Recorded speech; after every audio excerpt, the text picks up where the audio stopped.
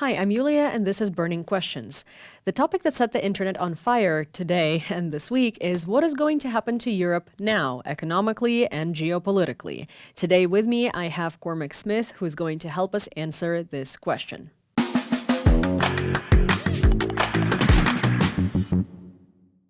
Okay, so good morning. My name is Cormac Smith. I'm a former special advisor to Pavlo Klimkin when he was Ukraine's foreign minister. I did that between 2016 and 2018 as a British diplomat, and I was embedded in the Ministry of Foreign Affairs in Kyiv and worked closely with Minister Klimkin and his senior team. That's amazing. Well, it's great to have you here again. Today, I guess the topic on the docket is what the future holds for Europe and the rest of the world economically, politically, and etc. I suppose this morning it was just that and it ended there, but I want to add now that we know the results of the American election. Well, it's very much a case of we are where we are.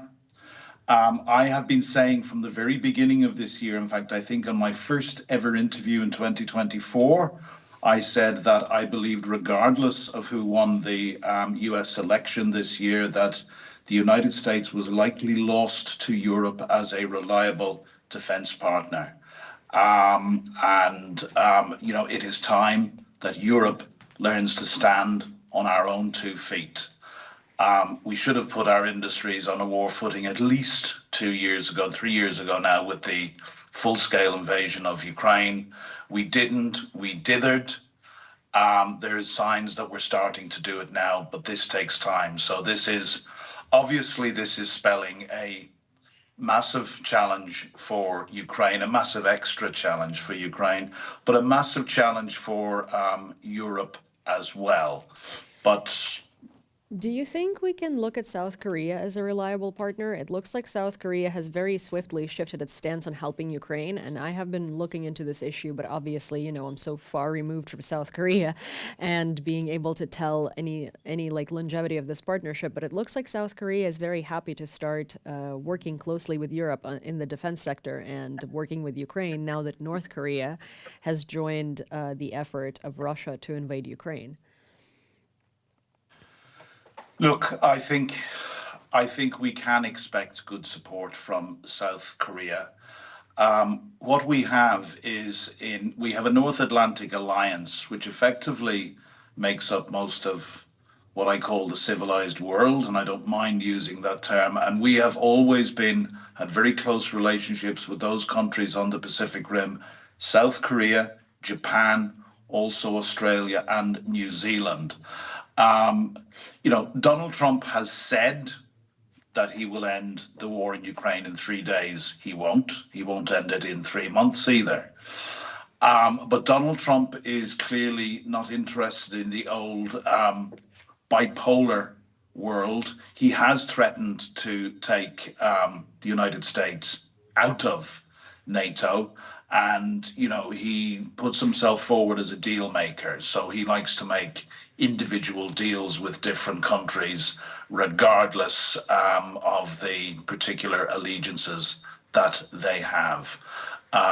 Maybe Mr. Trump needs to think very, very carefully in his dealings with Russia of the very, very close ties that Russia has with Iran, and also the very clear role which Russia played in the vile attacks, Hamas attacks on October the 7th in 2023.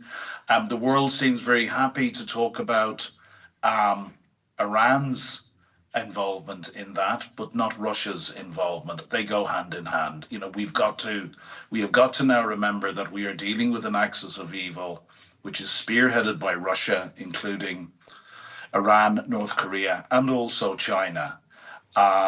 It remains to be seen. We know what now President Trump has said he will do many times.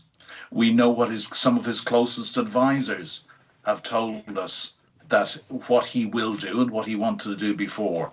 It remains to be seen now that he is in power what he actually does and to what degree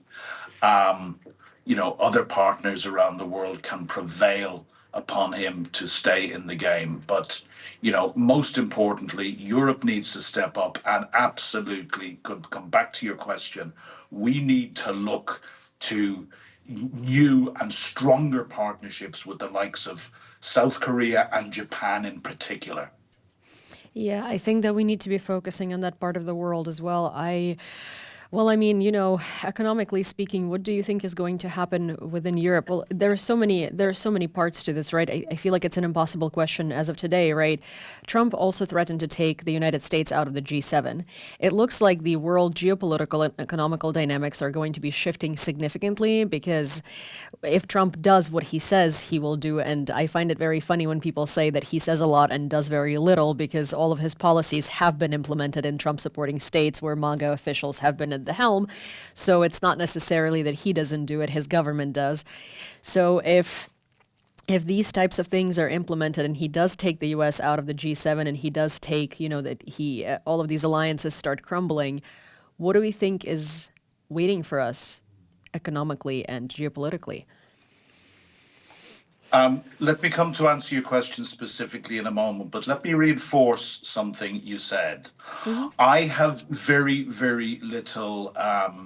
I have very little faith in people who say, "Oh, what Donald Trump says he will do is one thing, and what he will actually do is another."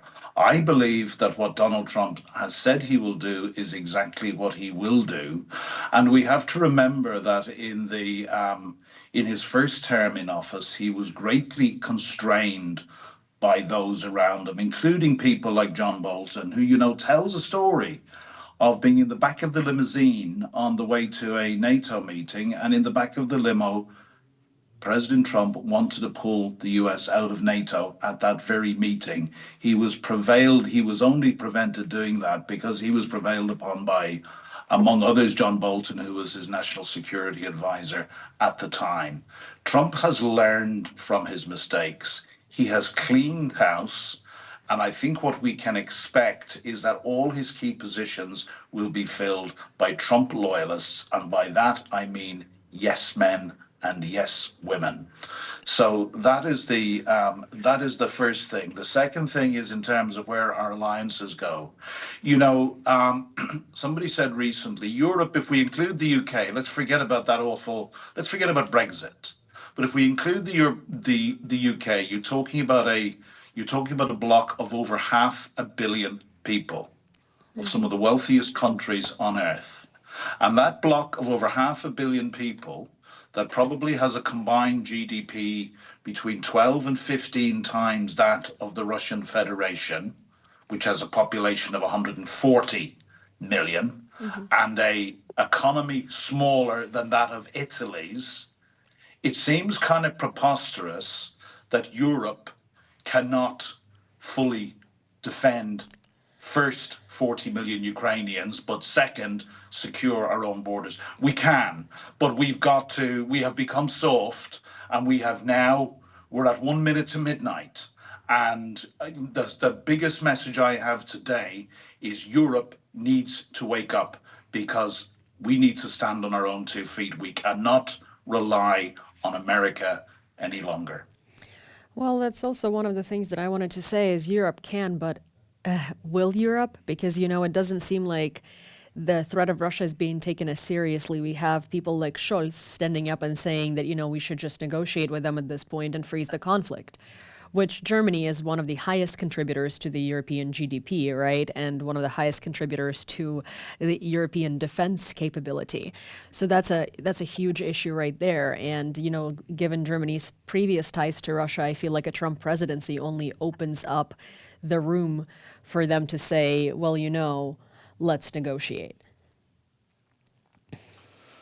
Well, I did a piece recently on Herr Scholz his persistent refusal to give Taurus.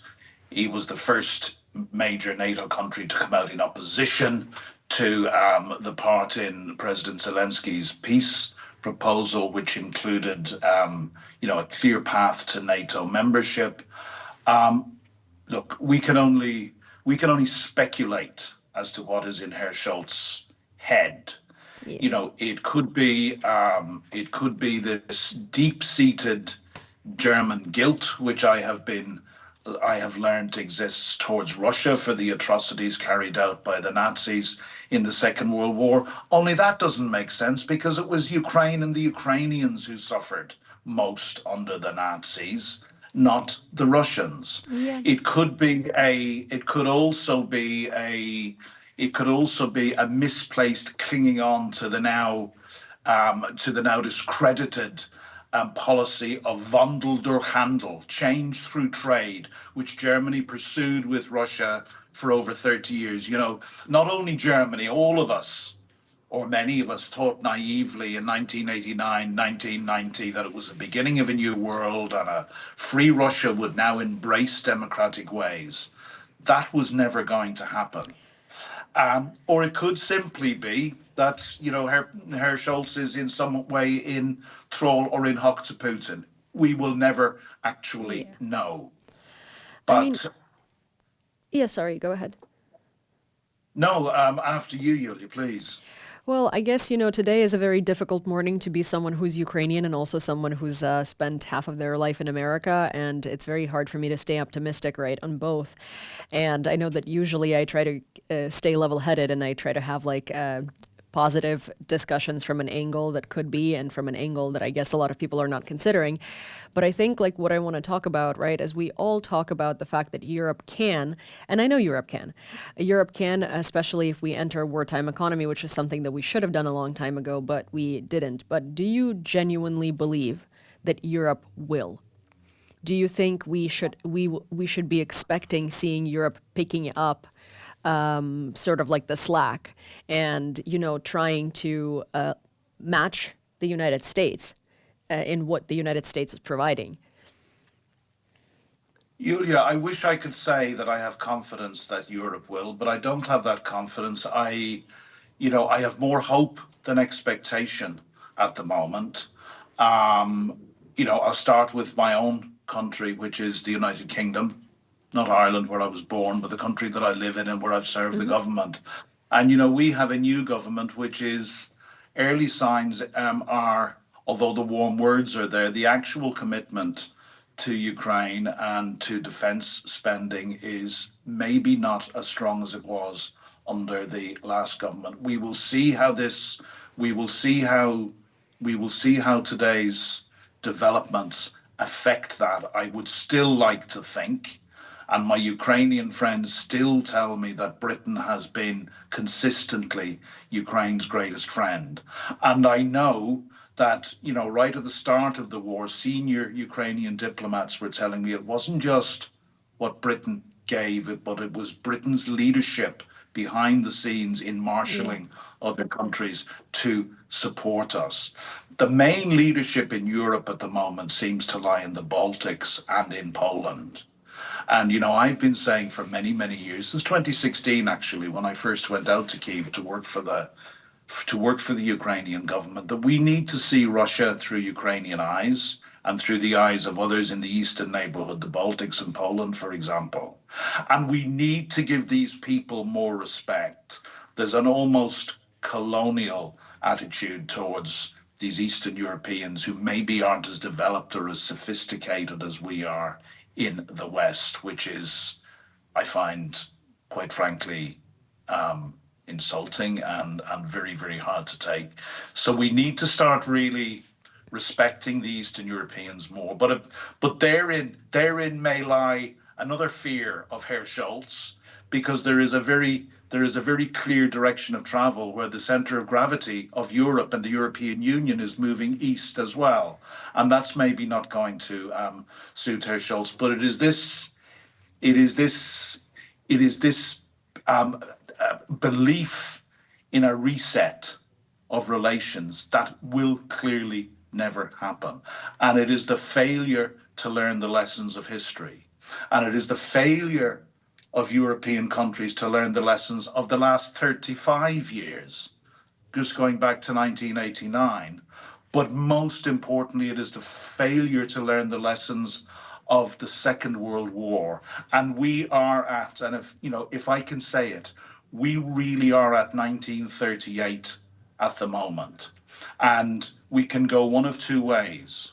We can betray Ukraine and the Ukrainians in a Munich style agreement which is imposed upon Ukraine, which causes Ukraine to freeze the war, leaves millions of Ukrainians to the barbarism and cruelty and disgusting war crimes that we have all heard about, that are perpetrated on a daily basis by Russian soldiers in the occupied areas, nearly 1/5 of Ukraine's territory, 18% last time I saw. And we know that whatever agreement is made, Vladimir Putin or his other comrades in the Kremlin will not honor it, because they have never honored any binding international agreement that has been made in relation to Ukraine. It's not what they do.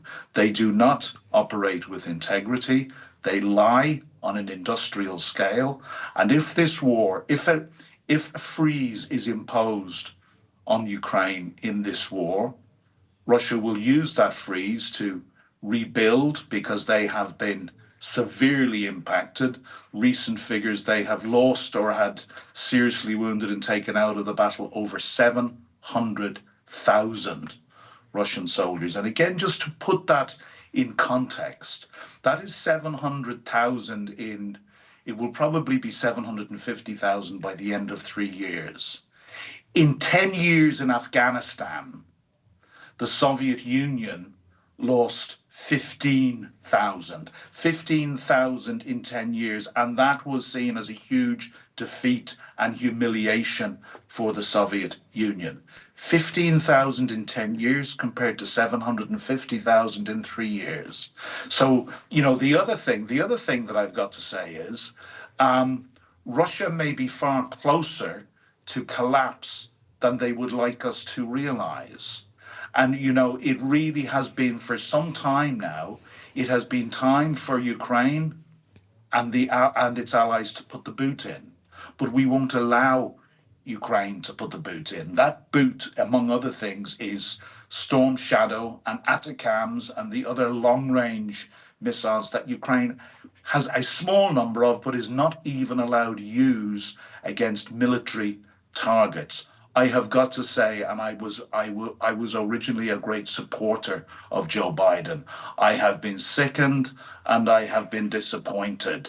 We have come to a point where the Biden administration, with the clear hands of Jake Sullivan, is protecting Russian military assets more than it is protecting Ukrainian civilians at the moment, all for fear of escalation, all because we want to appease. Very much so. I mean, again, it's Joe Biden is I call them flatline politicians, the politicians that don't like to deviate or have outliers from their very middle line politics, right? And I think Joe Biden was never a risk taker, and especially he's not going to become a risk taker at a ripe age of 80 plus. So sorry. So I'm not surprised by his reactions. Also, we've seen his administration, and again, Jake Sullivan. You know how Trump said that he invented the term fake news, which is kind of funny. I think in the same vein, Jake Sullivan has invented the term escalation as Trump invented the term fake news, which means popularized it and used it as part of his whole. So to me, Biden's politics has not been surprising at all. And yes, I do agree with you tremendously. And I was very supportive in the beginning, and then I slowly started, losing faith and gaining anger, I suppose. And now there is 2 months of the old administration, and I really hope that they use all the resources that they can in order to put provisions in place that are going to have immunity from, whatever MAGA wants to do to the support of Ukraine once they come to the Senate and once they come to the White House. It is genuinely very difficult to talk about all of these subjects today, especially the subject of Ukraine and the support for Ukraine, because, I think in the recent couple of months, it's been difficult to watch the U.S. situation be worldwide. I feel like we are drying up support for Ukraine, and there are more and more roadblocks. And Zelensky has recently said at a press conference with South Korea that we're not getting all the aid that is being announced. And you are absolutely correct that we're in 1938. A lot of people mistakenly say we're in 1939. We're not there yet, and I think that 6 months ago, I would say it's in our hands to decide which way we go, whether we enter 1939 or whether we prevent it. And I think that we are actively just deep diving headfirst into 1939. And I think a lot of people don't understand the repercussions of that and the impact of that on the whole of the world, especially on Europe. A number of things on that. And again, Yulia, at the risk of just agreeing violently with you, but I want to reflect for a moment, just going back to Joe Biden. I want to reflect on what one of my closest Ukrainian friends, and also somebody who I lean on very carefully for advice, who has good connections into DC, into Washington, DC. And this particular friend has been telling me almost from the start that America does not want Ukraine to win. Yeah. And, initially I disagreed. I argued. I put forward. I was more optimistic. I had the Irish mist was in my eyes over Joe Biden. But I have seen gradually and more abruptly recently that it is very, very clear. And, Jake Sullivan has come out with comments that have effectively confirmed that they are terrified of defeating Russia. They are terrified of the breakup of the Russian Federation and what that would mean. And they have this false notion that a reset is possible. And in a world that is breaking up from bipolar to multipolar, why look for a reset with a rotten state? I like to quote General Ben Hodges. He's retired, but a former Supreme Commander of American Ground Forces in Europe, and one of the finest commentators on the war. He is fantastic. In Ukraine. I do agree with you. And Ben said not long ago in a podcast, actually, Silicon Curtain, which is a platform that I have began to go on a lot. I love Silicon Curtain. Yeah, and Ben said, we can't, we shouldn't fear the breakup of the Russian Federation. We can't do anything about it. We should prepare for it. And he talked about how we should use all our might and all our ways and all our resources to prepare for it, because it is more than likely going to happen. My view is that Russia is, as I've said, closer to collapse than many would think, and certainly than Putin would like us to think. But in the West, we really risk snatching defeat from the jaws of victory. I haven't answered your question because you asked me. I think you asked me about optimism and would the West stand up, and I can only say that I come to you in hope, not expectation anymore. I'll tell you what I am more confident of. No matter how dark it gets, I have huge confidence and belief in my Ukrainian friends and the Ukrainian people to surprise us one more time and then one more time again. Remember, these are the people that were written off. The war would last 3 days and Kyiv would fall. It didn't.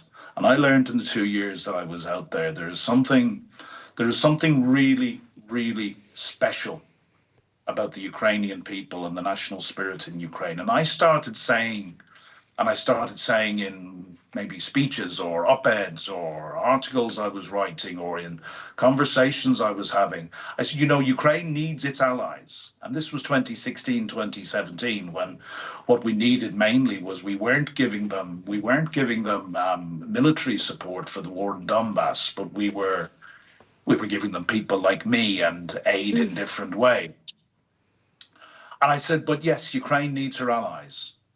But we also need Ukraine, and we need Ukraine for something that we have lost in the West, and that's the appreciation for what real freedom is and for the value of freedom. And Ukraine is a country that not only knows what freedom means, They know that it has a cost and they are willing to pay that cost. We have lost that. I had three uncles who fought Hitler, one a commander, one in tanks, and one in the Royal Navy. You know, granduncles, actually, my grandmother's brothers. And I spoke to them all about their war. 300,000 Irishmen from a tiny country, both from the island of Ireland and from the diaspora, fought Hitler. I don't see that happening today. I don't see 300,000 Irishmen either from the island of Ireland or the diaspora rising up to fight Putin, nor do I see the same sort of heroic groundswell from the United Kingdom when, you know, Britain had its finest hour, as Winston Churchill said back in 1940 when Britain stood alone. We have lost so much of that. We've gone through a very destructive Brexit debate here over the last 8 years, and people are talking about freedom. And they were talking about freedom from the shackles of Europe, and they were talking about sovereignty and so forth. And these people don't know they're born. They don't know what they're talking about. They don't know. We live in, all democracies are imperfect, and those of us who live in, be it Canada or let's leave the United States aside for one side and talk moment and see where it goes in the coming years. But and for any of us who live in country of my birth, Ireland, the United Kingdom, any European countries, we really don't know we're born. We've come to take our freedoms for granted. And that is something that we can learn from the Ukrainians. You know, yesterday I went in to get my COVID jab.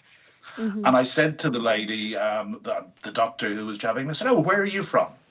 Because I heard an Eastern European accent. Oh, she said she was from Lithuania. So I had a little bit of a chat and I said, yes, you know, I've been to your country for work many times, and I said, you're a great friend of Ukraine. Yes, she said, because we know what it's about, and we know what the threat is. We understand, you know, and it's, so we need to listen to the Eastern Europeans. We need to give them more respect, and we need to find our courage, and we need to find our character, because it's still going to be cheaper to do it now than it is tomorrow. And when I say cheaper, I don't just mean, you know, in the UK, we're right up at the top. We spend 2% of GDP on defense. And many NATO countries still don't do that. Yeah. Maybe that's the one area that Donald Trump was correct. And, you know, I'm very focused on the fact that the current government is still not committing to the 2.5% increase that increase to 2.5%. If we don't get this sorted out very soon, it won't be 2.5 or 3%. It will be up to, you know, 7%, Cold War levels of defense spending. And the pain that all of us, and I'm a taxpayer, that all of us feel to standards of living and things that we can't quite afford, that will be as nothing to what we will face. But it's not just money. I have a saying that I've been saying for a long time, and I've been trying to get people to listen. And to all Europeans, it really is our money and guns today or our daughters and sons tomorrow. Yeah. I'm not a warmonger, but what I have no time for is peacemongers. Those people that think that we can sit down and negotiate with Vladimir Putin because it's inconvenient to accept the fact that that is actually pointless. That will not lead to a cheap, painless outcome. Well, I guess the answer to my own question as to what is going to happen to Europe economically and geopolitically is that Europe needs to realize that we are in World War III, whether we want to admit it or not. And it's all in our hands, and it's all in our actions where it's going to go, and, you know, how much it's going to cost us both in human lives and monetarily. And I think that if this is not a final wake-up call and we don't take it, then 5 years from now, we're going to be in a much drearier situation with European troops deployed all over different borders with Russia, fighting a war that could have been absolutely prevented and only confined to the territory of, unfortunately, my country. And I think, Could I say something? yeah, Well, all I was going to No, say is I no, think please, that Julia, finish off. Sorry. all I was going to say is I think people in World War II also didn't think they were entering World War II because events like this, they're so big and they seem so far-fetched and they seem so much bigger than us that we tend to think that no, of course it's not happening. Look, I was in I was in Halifax in Canada at the end of 2017 at a security conference with Pavlo Klimkin. And he told the conference and the world's media who were there, and anybody who would listen, that we're not in a second Cold War, we're in a hot war. And that was 2017. And nobody would listen. Now, we absolutely are. And again, this is where we risk being thought of or perceived as warmongers Of course. or exaggerating but I'm very, very clear that we're not. We are in the foothills of a third world war. And one of the issues that I feared from either possible US administration was that there would be a pivot to the Middle East and the Far East with their military attention. And I think that was going to happen, and it's been happening under Biden, and I think it will most certainly happen under Trump. And this is a problem. This is strategically is a problem, and it's a problem for two reasons. Because all those dots are joined up. And, I come back, why is it that we will not talk about Russia's involvement to support Hamas for October the 7th? Remind ourselves the axis of evil is Iran, North Korea, China, and Russia. And, Israel is doing itself and the Western democracies no favors at the moment because it's making it very, very hard for people to accept that we should be allied with Israel. But actually, we absolutely must be allied with Israel because we fight the same enemies. But Israel, the ball is very much in Israel's court. And Israel needs to stop trying to keep an arse cheek on the Russian stool and another arse cheek on the European or the Western stool. And Israel needs to go full in behind Ukraine. Israel has done virtually nothing to support Ukraine from the beginning of the full-scale invasion, despite Zelensky being a Jew, despite Ukraine being the only country at one stage outside Israel that had not just a Jewish president, but a Jewish prime minister before Volodymyr Groysman resigned. Israel has done nothing because it was very, very clear that they were trying to play a double game and keep in with Russia also. So Israel has a choice to make. And, Western partners and the United States, although I don't have any great faith, need to encourage Israel to do that. Now, there are, I will be understated in what I say, there are more than problems with how the Netanyahu government is behaving in Gaza at the moment and in southern Lebanon. Yeah. But, we cannot think of regime change. In a democracy, that's for the Israeli people to do. But sometimes you need to sup with the devil. We supped with the devil in the Second World War when we allied with Stalin. Somebody probably murdered twice as many people in his lifetime as Adolf Hitler. We supped with the devil, and, we probably then didn't go far enough at the end, and we made a settlement that was far more on Russia's terms. I won't say the Soviet Union, because the Soviet Union was always a Russian empire. Yeah. So we've supped with the devil before, but at least with Israel, we are supping with a country that is fundamentally a democracy. And I've been to Israel, and I know that there is a democratic soul in Israel. And many Israeli people have just as much problem with what Netanyahu is doing, but we must see the bigger picture. And I pray that both, Ukraine is all in. There has been talk about this recently. Ukraine is all in to ally and to join forces and stand shoulder to shoulder with Israel. The ball is in Israel's court. And there needs to be a recognition that we are fighting the same enemy. But to come back to something, and then I will stop because I realize I'm talking a lot, but to come back to something, the First World War started in Europe. The Second World War started in Europe. The Third World War has already started in Europe. Little bit less obvious because it's more asymmetric, it's more hybrid. You know, I was looking at the reports for the last 12 hours. Russian disinformation, Russia's fingerprints are all over this American election. Russia was all over Brexit. We know how much they interfered. That is a weapon. That is one of their hybrid weapons to weaken and to sow dissent in our countries. We know that Vladimir Putin is very, very happy this morning. You will notice I have refrained from saying anything critical or bad about the now President Trump or the President Trump to be, because I think what I said at the very start is we are where we are. Yeah. We hope for the best, but we really now must prepare for the worst.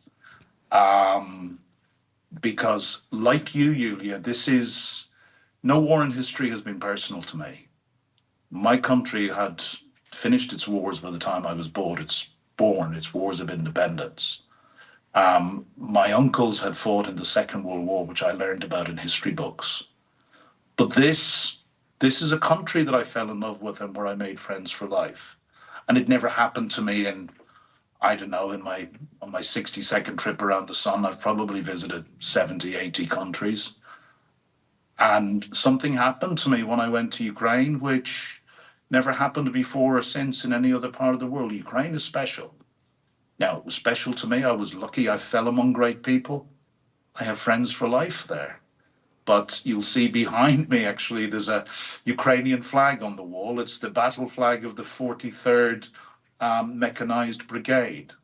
I outbid the room at an auction on Saturday night to get it, and it's specifically for a great charity that raises money to buy drones for the front and so forth. This feels incredibly personal and visceral. And, as I think people have accused me of working for the CIA and of working for all sorts of different things. I don't take a penny out of anything I've done for Ukraine for the last 3 years, and I refuse to. I do it because this is personal. And it's not just Ukraine. It's a wolf that will come to our door. And it's coming closer and closer by the day. So if I have an appeal to any fellow Europeans listening to this, and I am Irish by birth, I've lived in this great United Kingdom for the last 37 years and had the honor to represent our British government, but I'm European in my soul. And the first day I landed in Kyiv, I felt I was in Europe. Ukraine is Europe. It may be the gates of Europe to the east, but it is the eastern boundary of Europe. And if we can let genocide be carried out in a European country in 2024, I don't feel like going into the graphic details of the sort of atrocities and war crimes that are carried out daily by Russian troops. And they're not random, they are systematic, because Putin has made very clear that he wants to wipe Ukraine and Ukrainian identity off the face of the earth. And they use the most brutal, disgusting tactics to try and terrorize and break the will of the Ukrainian people. And if we can stand by and let that happen, do we really think that Putin will stop at Ukraine? So there's two questions. Can you sleep at night abandoning our brothers and sisters in Ukraine, who at the moment are doing the fighting, bleeding and dying, not just for their own country, but on our behalf as well? And even if you don't care, and many people don't, because cost of living and cost of oil and faraway country, Yeah. whatever. Even if you don't care, right? Get your head out of the sand, get your head out of your own backside and realize this is coming for you. Yeah. Please. I think a very sound conclusion to this conversation is, well, Europe has to learn. In the next, hopefully as soon as possible, Europe has to learn because we either will learn on our past mistakes from World War I and II, or we're going to have to learn on our present mistakes from World War III. And if we learn on our past mistakes from the wars we have already fought, then that obviously is going to be a much cheaper in human resources and monetary resources pathway for all of us to take. So I guess let's hope that our hope is going to come to fruition and Europe is actually going to stand up and Europe is going to pick up the slack that it has been dropping for the past 2.5 years and really, really understand what we're in and what we're fighting against. Thank you so much for joining me today. It honestly has been a very, very insightful information, and you keep saying that you talk a lot, but it's great. I mean, to be honest, I love that you have shared so much perspective, and I really appreciate it, especially because, today for me it's really hard to talk, and it's really hard to kind of look into the future and look at it unbiased or look at it with a cold-headed perspective. So thank you so much for Julia, doing that well, today. well, look, Julia, I find it hard to talk at the moment as well, and I have lain awake since 5 this morning. We started this conversation at about 20 past 9, so I've lain awake for nearly 4.5 hours thinking how I could handle this conversation and what it was appropriate and what it was appropriate to say because. I am very, very fearful because, like you, I think I probably do have Ukrainian blood. People from the island of Ireland and modern day Ukraine share 33% DNA. A study in Trinity College Dublin a few Oh, years ago interesting. found out. Yes, that's where the Celts originally came from. We're an Indo-European race with influences from North Africa as well, and the Vikings and everything else. But then we know Vikings had a huge influence on Ukraine as Yeah. well. But it was what happened. It wasn't what happened in my bones. It was what happened in my. It was what happened in my soul. And the most valuable thing in life is friends. And Ukraine bestowed some real gifts on me, and it's. So I find this really, really hard to try and be dispassionate and honest. And so it's can I finish on one line? And I believe this with all my heart. And you talked, Julia, about it being still, it'll be cheaper today, although that price is running up. But it really is our money and guns today or our daughters and sons tomorrow. It truly is. Thank you, Cormac. Thank you for this conversation. Well, usually we aim to put out fires on the internet, and usually we end up setting them. Today, I hope that we didn't set or put out any fires, but simply left you with a very honest and very profound conversation about the state of the world and the state of affairs today. I highly encourage you to please share it with your friends, family, on forums, wherever it is that you participate in social interaction, because I think this conversation is very important, especially to those of us that are in Europe. It is a very, very unprecedented time, and we are on the brink of either turning left or turning right, and it is our decision. You know from this conversation what these directions mean. Thank you for watching this segment, and if you enjoyed it and would like to hear more segments like that and more amazing speakers like Cormac Smith, please don't forget to subscribe to this channel. Also, give this video a like, as I already said, share it, and please do leave me with your thoughts, questions, and suggestions because I read all of them, and I am eternally grateful for everything that you say and suggest and ask. See you next time.